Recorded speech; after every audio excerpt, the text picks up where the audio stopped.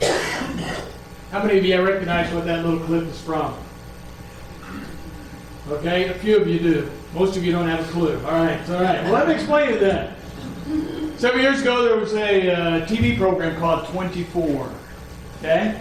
And the whole season, the whole series was based on one day. They took the whole season and each episode was 1 hour out of that day. And it was usually the main character, Jack Bauer, was the main guy.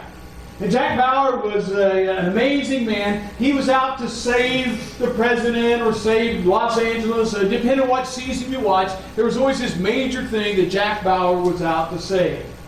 And Jack could get shot, stabbed, electrocuted, ran over by a truck, throughout that 24-hour period, and yet he would still come out shipshape by the end of the program and save the world, supposedly.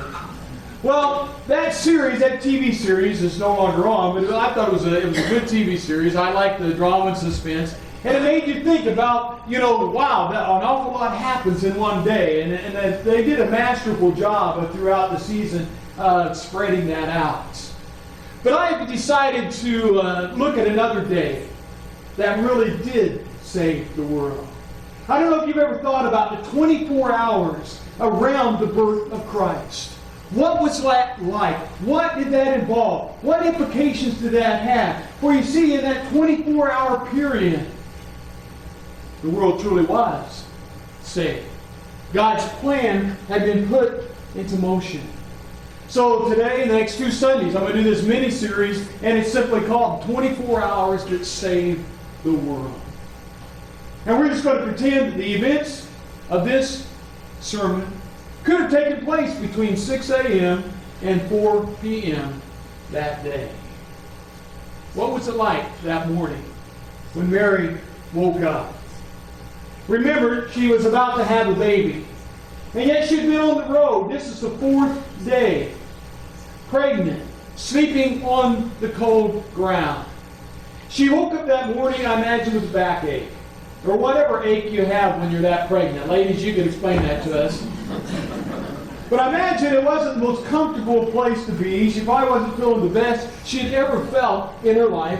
But she woke up that morning, and Joseph got all the stuff gathered together, and they gathered it all on their donkey and their packs, and they put everything back together, and they began their final journey.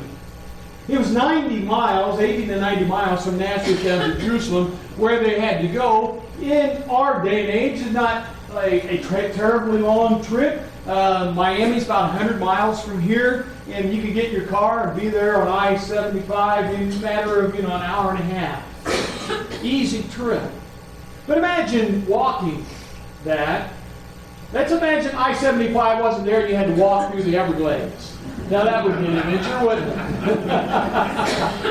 it? I'm pretty sure they didn't have alligators over there in the land of Palestine. But it wouldn't have been an easy journey. It was a rough and rugged road, and they would have made that trip. Why were they making that trip? Were they going there to visit relatives for Christmas? No. They were going on what the surface, it seemed like, simply obeying an edict that had been put out by the governor. They were going to take a census. Caesar Augustus declared this, and that's why they were on this journey. That day, they woke up, got all their stuff together, and made their final entrance into Jerusalem. I want you to listen, read along if you want, from Luke chapter 1, verses 1 through 6, and the description of some of the events that surrounded that day. In those days, Caesar Augustus issued a decree that a census should be taken of the entire Roman world. This was the first census that took place while Quirinius was governor of Syria. And everyone went to his own town to be registered. Now, on the surface, that does just sound like another government deal, doesn't it? Well, it's something else they had to do because that's what the Roman government was telling them they had to do. And that is very true. They did have to do it. But the Roman government, every 14 years, would take a census. Why did they take a census every 14 years? Well, they did that so they knew how much taxes to collect from each region or each area. And they did it different back then. Instead of having a census guy come to your door, knock on your door and say, fill this out, or how many people live here, they did it kind of the opposite way. In some ways it made sense, especially in those days. Instead of someone coming to you, you basically had to go to them. You had to go to the hometown where your family was from. So Joseph was from Bethlehem, so they went to Bethlehem, made that journey there so that they could be counted in the census. The Roman government wouldn't have cared that Mary was pregnant. That wouldn't have been an excuse. So they still had to show up there and be counted. And that's what they did. So in verse 4, here's what else happened. So Joseph also went up from the town of Nazareth in Galilee to Judea, to Bethlehem, the town of David, because he belonged to the house and the line of David. And he went there to register with Mary, who was pledged to be married to him, and was expecting a child. And while they were there, the time came for the baby to be born. And then in verse 7, and there was no room for them in the inn. Even though that trip, that day, came as a part of a government edict, like something that they had to do, we know from our perspective it was something much larger than that. There was a much larger plan in play here. It wasn't just Caesar Augustus doing his thing. You see, what is interesting about these opening verses, there's some rich background there. And we can go back to the Old Testament in Micah, one of the Old Testament prophets, chapter 5, verse 2, said this many, many years prior to that day. He said that you, O Bethlehem, Ephrathah, you are a small village among the people of Judah. Yet a ruler of Israel will come from you, one whose origins are from the distant past. Bethlehem, small village. Even today, it's only a community of about 25,000 people. It's south of Jerusalem. Wasn't really known for anything. It wouldn't have made the top 10 list of places to vacation at in the Middle East. It really wouldn't have. No one would go to Bethlehem for any reason other than the reason Mary and Joseph had to go there that day. There was something significant about Bethlehem. Not only was it the home of Joseph, but it was also the home of King David. You see, King David was Joseph's great, and had to figure it out, grandfather. He came from the line of David. And what is interesting about that, it's not just a passing comment here, because in this passage it is also a fulfillment of a prophecy. Just as Bethlehem was prophesied, so was prophesied in Jeremiah 23, verse 5. For the time is coming, says the Lord, when I will raise up a righteous descendant from King David's line. And he will be king who rules with wisdom. He will do what is just and right throughout the land. So Mary and Joseph made that journey. Not as just a journey, but it's a fulfillment of God's plan many, many years earlier. Even down to the little town that no one would go to unless they had a reason. And unless they'd been a part of the line of David. And there Mary and Joseph, late that afternoon, make their way into the little village of Bethlehem. Although that day it wasn't so small. Joseph, having been born there and knowing the area, went to the only inn probably that was in Bethlehem, hoping to find a room for his wife who wasn't doing real well. And you know the story. That little phrase there in verse 7 has been a part of a lot of Christmas stories and Christmas programs and all those things. There was no room for them in the inn. They would have to do the best they could. And we take it because it says they laid Jesus in a manger. We take it that somewhere a stable area was made available. It could have been a cave. It could have been the back of the inn. It could have been even a home. Sometimes they would build homes there where you would have the living quarters at one end and the place for the cows and the animals there on the other. Somehow, after there was no room for them in the inn, they did find a place to stay. And at the end of that long day, Mary lay down to see what would happen. It had been a long day already. What was yet to come? Well, I want us to think about a few things. See, the big challenge in preaching Christmas sermons is this. You've already heard the story, haven't you? How many of you know how it turns out? Okay, all right. I was afraid of that. Well, as I was reflecting on this passage, and I was thinking about some things, I think there's some things that we can take away from it, though, as we reflect on our lives, as we reflect on the events of those 8 hours or so, and the first part of that day, the day that changed the world.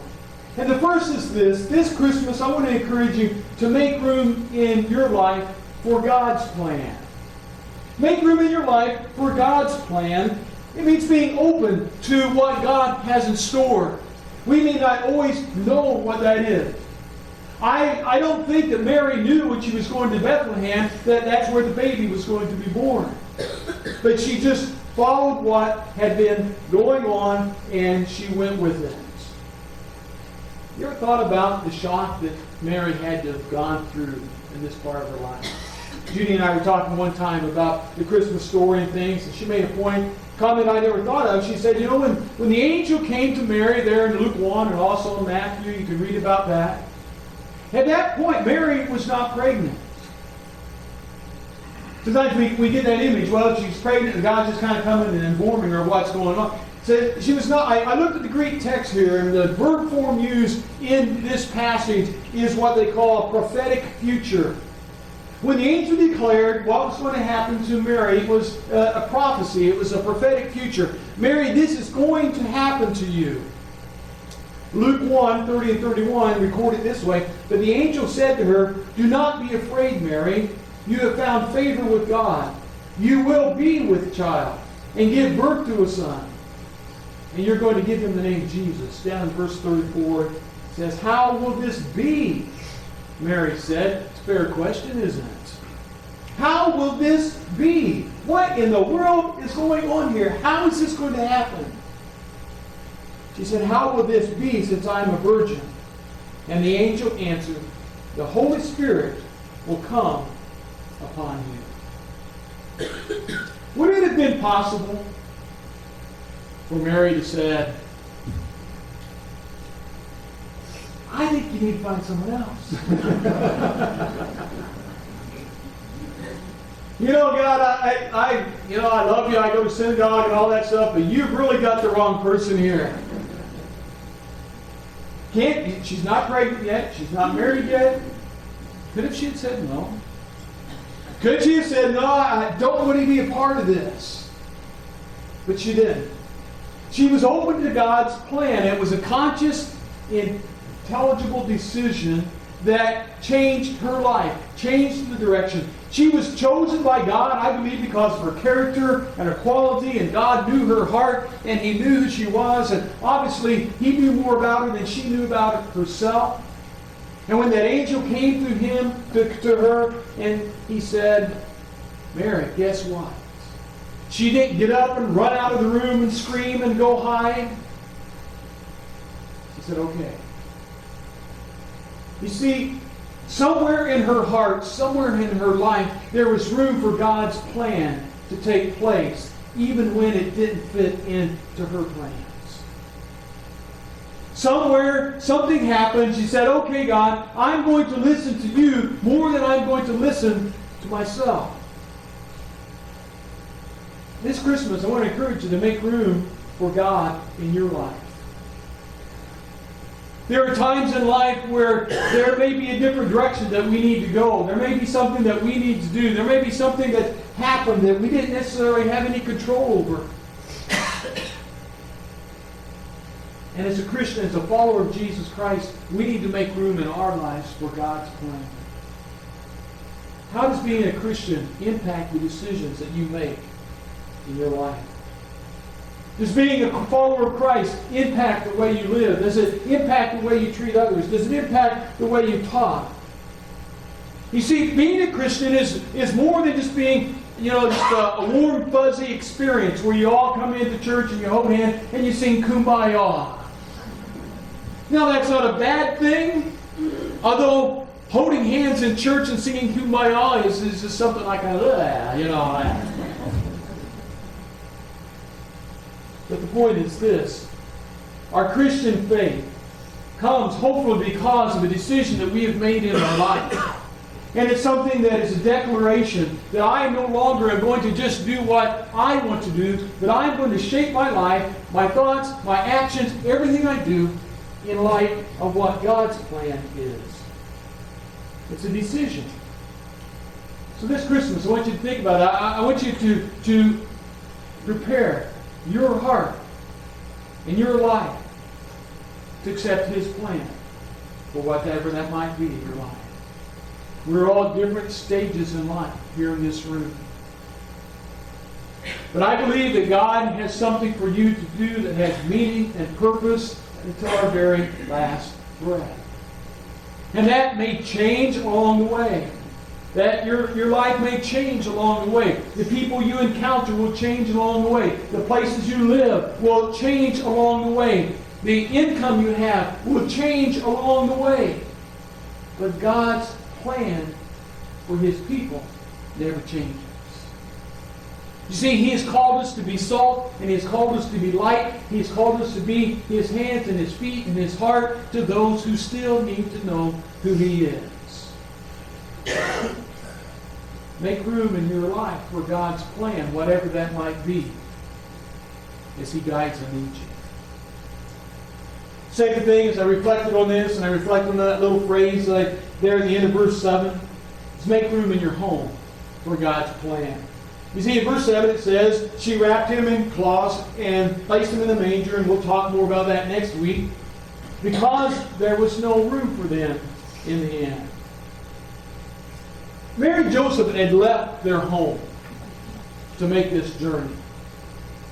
And when they got there was no room for them. How many of you have ever seen some type of Christmas play that made a point of that? There was no room in the inn. Yeah, it's there. Have you ever thought about it? The whole journey thing, the whole going to Bethlehem, could not have come at a worse time. Now, I've never been pregnant. Okay? I guarantee you that.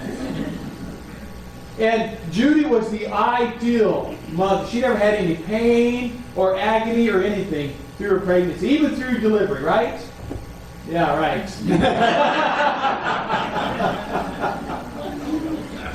I remember the afternoon our oldest daughter was born. She was born in September, so we were in the hospital, and TV was on, and the Cubs game came on.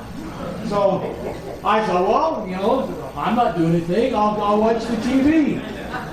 Wrong idea.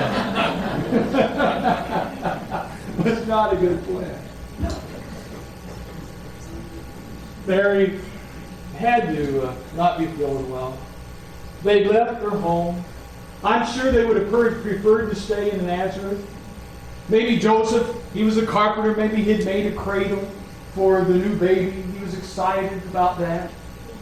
Mary had probably made some blankets, or her mom or somebody had made some clothes so that they'd have those ready there when the baby was born. The grandparents, we don't think about that much, but I'm sure there are probably grandparents around there in Nazareth. We don't even think about that in the Christmas story, but I'm sure they were there, and they were getting excited, and they were getting all those things ready. And they wanted to be there when the baby was born. But Mary and Joseph weren't home. And when they got there was no room for them. They didn't have a chance to prepare their home for a king, but we do. There again, in retrospect, we have a lot of things that we can do this time of the Christmas season to prepare our lives and our hearts and even our home for Christmas. Even decorations. Jack Paper, who is a well-known Christian minister and speaker and author, he wrote this in a little book called Come and Behold Him, which I think he made some interesting observations. He said, decoration of the house at Christmas is neither a surrender to pagan traditions nor a capitulation into commercialism. Listen, if God commissioned angels to roll back the night and fill it with blazing light, if God provided a mighty celestial choir to serenade a few startled shepherds, if God graced the heavens with a miracle star, if God arranged such a memorable entry point as a feeding trough in a stable, if God went to all His trouble to open our eyes to His entry into our world, then we need not apologize for decorating our homes with a few seasonal reminders. Since the light of the world has come, light strung across the roof across the roof only shout from the housetop. Candles and candelabras and stars and starlight and gifts and giving and songs and sonnets and lights and lightheartedness and angel cookies and wise men ornaments, all are consistent with what transpired on our little planet 2,000 years ago. Prepare your home, even in your decorations, to be centered on Christ. Heard this several years ago on the radio that this guy was recommending that you put together a nativity set that your kids or your grandkids can play with when they're there. And this past Thursday night, we were doing our Christmas decorations. I made that fun trip up into the attic and brought down the Christmas tree. Actually, I dropped it down to Judy, and she caught it, and all the decorations. We set up the Christmas tree and the nativity scene. And then she was done setting up the nativity scene. She said to Heather, "All right, Heather, leave baby Jesus alone." Now, what was all that about? Well, the nativity set was a nativity scene that I built several years ago. And we'd set it out and use these figurines, and the baby Jesus would come out of the cradle. Okay? Well, when Heather was 2 and 3, there was a daily search for the baby Jesus. We found baby Jesus in her socks, in a plastic tub, under her bed, in her bed, under the Christmas tree, in a basket, a little shopping cart that she'd walk around like a bag lady and collect stuff. One day we even found baby Jesus in the timeout chair.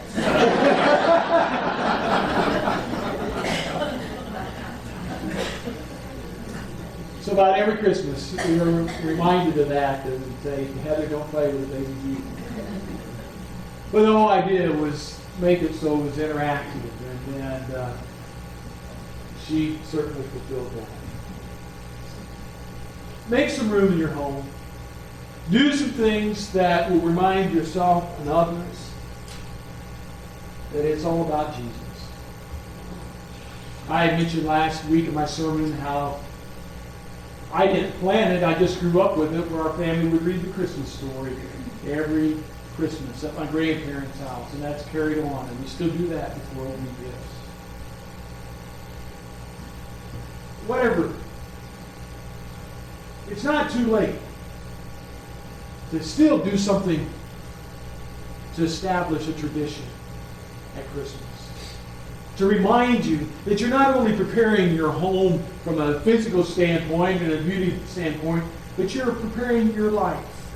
And it's good to be reminded at least once a year, if not many times more than that yes, we do need to make room for Him in our lives. We do need to make adjustments. We do need to make changes. We do need to make His plan a part of our daily plan to live as He wants us to live. This Christmas, don't leave Jesus out of the cold. Make room for Him in your life, in your home. One final thing. Make room in your heart for God's plan.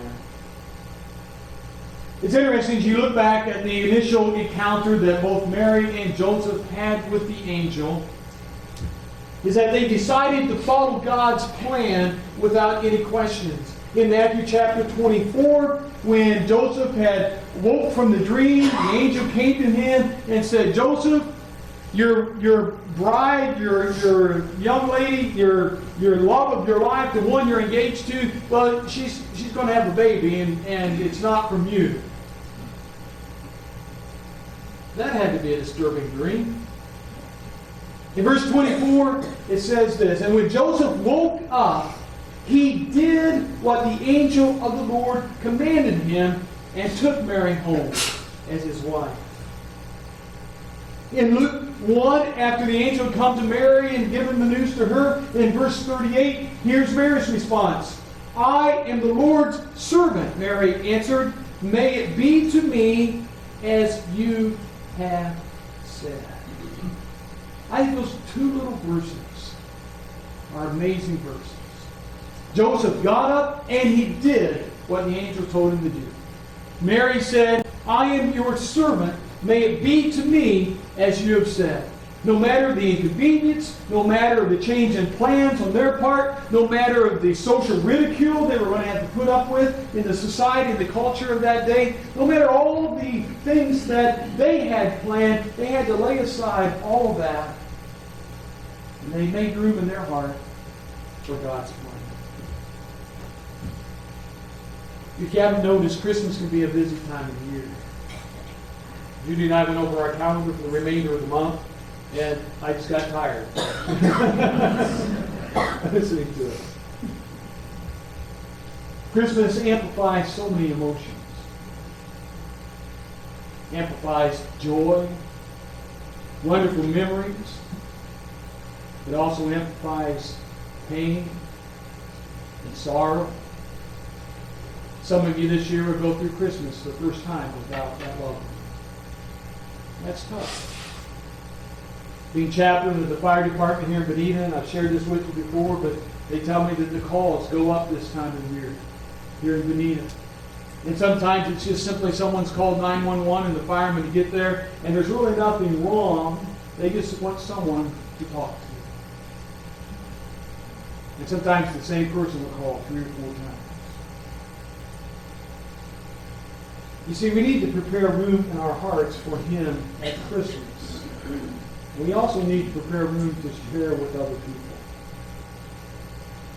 and help them maybe through a tough time.